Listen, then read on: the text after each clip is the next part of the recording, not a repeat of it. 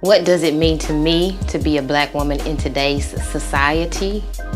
It means that I need, or no, not that I need, but I feel that I am responsible for owning my full Black womanness,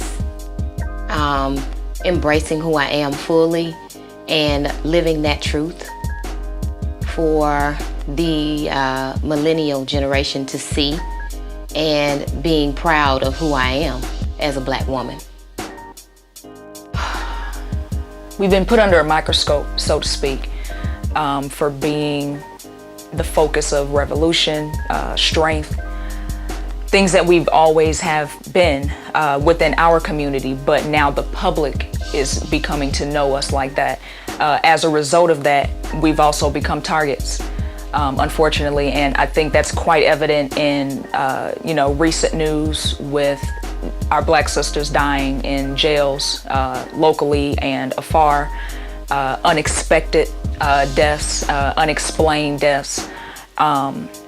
People tend to hate what they can't conquer, and I believe that we've become a strong force right now within the Black community, and for those who fear us, really for reasons that they don't need to, it's become more of a extermination process against the Black woman, and that is unfortunate, but it also speaks to our power. It also lets you know where we stand within the community as a whole and within society as a whole, that we are here, we're very present, and we're going to keep moving with forward motion and with revolution and change. We have become so strong, and we have learned to overcome any obstacle, anything tragedy that comes our way, and we still maintain to be able to move on and keep our heads up and be strong for our kids, for our family, for those around us. So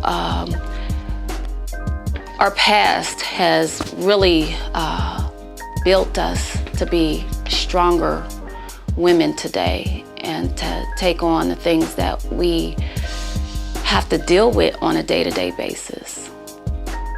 To me, to be a Black woman in today's society of 2015, after all the events over the past couple of years, to me, honestly, it only heightens how I already felt as far as walking with conscience and being aware that I am a Black woman. And unfortunately, that really shouldn't matter, but it does. It's key. And it does change how you walk, how you talk, how you handle yourself in a place of business, how you raise your children. So it just heightens the severity of being a Black woman. I guess you say the all alerts is all red alerts right now. It's being conscious and being aware that you are a Black woman, and that means that you don't get to just walk freely and say and do whatever you want to say, unfortunately. But to me, it's saddened because our roots, we are so much bigger than that type of situation, and it's a focus to walk with that awareness, and a focus to get back to that stature in society. I think for me, the thing that pops out for me is that I'm more aware of the two identities, my Blackness and my womanness, being equal partners of me, along with my other identities holding an equal space. But more importantly, that those two don't supersede each other, that they are interacting together, and I react to them as a unit rather than one or the other. The other thing I think that I have noticed about being a Black woman in today's society is that I'm a little bit terrified of a couple of things holding the identities that I do around Blackness and womanness. And one is that I think, with the all of the things that are happening around brutality and the way racism is showing up physically, around a huge a part of the society, and also how womanness and Blackness is showing up within the Black community, and how being showing up around sexism, misogyny, and domestic violence, sexual violence, all of those things I think I've become acutely aware of in the last 5 to 6 years.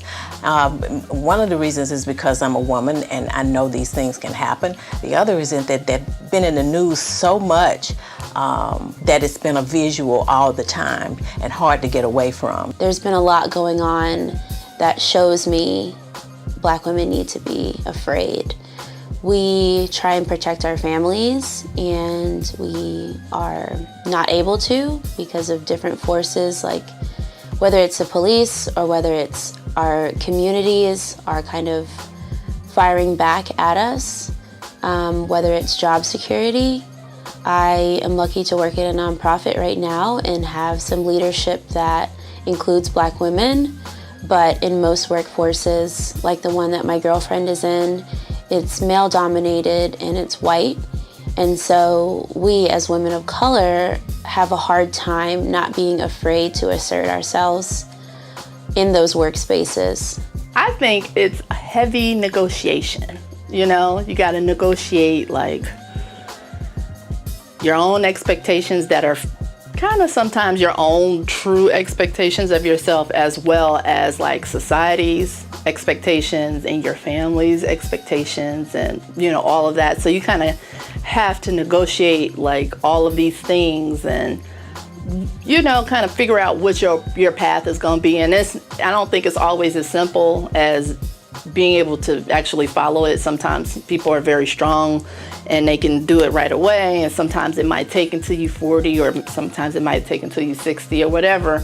But I do think that there is a heavy negotiation. I think there's a lot of pressure on Black women to be a lot of different things.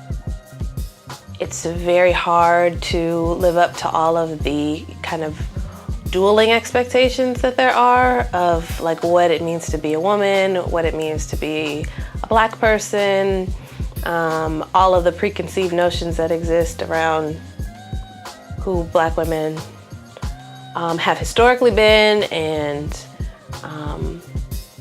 you know, measuring us against other kinds of women makes it really hard to be authentic. And one of the really good analogies that I heard once was about like living in a crooked room and always trying to adjust yourself to match the angles that the room has set up for you, as opposed to finding your true north. To be a Black woman in this society, I think, means to be in a constant state of limbo and flux. Because on the one hand, everybody wants to be like us, you know, whether it be looking like us in terms of our skin, our features, our hair, our style. People want to talk like us, but at the same time, even though we're worshipped, we're hated simultaneously. So I don't think we ever really, at least in this moment, it feels like we never really get a chance to be comfortable in our skin.